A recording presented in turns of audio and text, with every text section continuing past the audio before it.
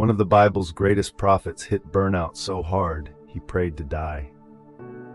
In 1 Kings chapter 19, verses 3 to 8, we read that Elijah was afraid and ran for his life into the wilderness.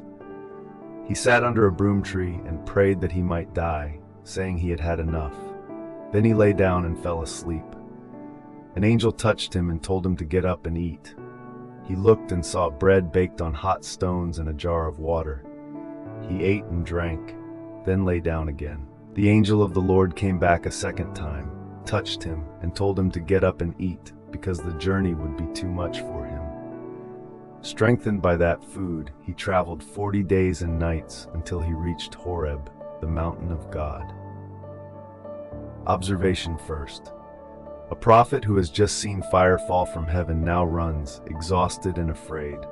Elijah does not give a heroic speech. He tells God he has had enough and asks to die. There is no rebuke from heaven in this scene, only touch and food. Twice, the angel comes. Twice, the command is simple: get up and eat.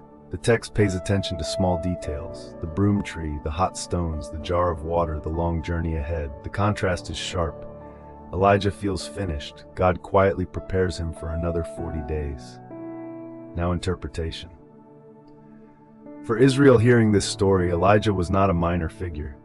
He was the great prophet who confronted kings and false gods. To see him drained and despairing would have been startling. Yet the message is gentle and steady. God's servant is not dismissed for being exhausted. He is cared for.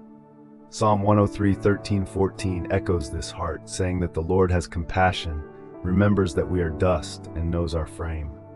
The Hebrew word nephesh, often translated life or soul, points to Elijah's whole self, body and inner being together.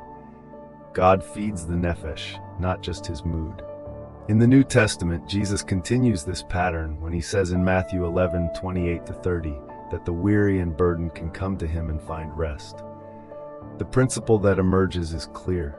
God does not only call people to work for him, he tends to their fatigue with real, practical mercy. Application for us. Many people today live in a quiet version of Elijah's desert, burned out in offices, homes, and even ministries. This passage invites a different view of our limits. It suggests that collapse is not the end of the story, but a place where God can meet us. Very concretely, this might mean honoring sleep as part of obedience, not as failure. It might mean planning one simple act of bread and water care for your own nephesh this week: an unrushed walk, a meal without screens, a short, honest prayer that simply says, "I have had enough."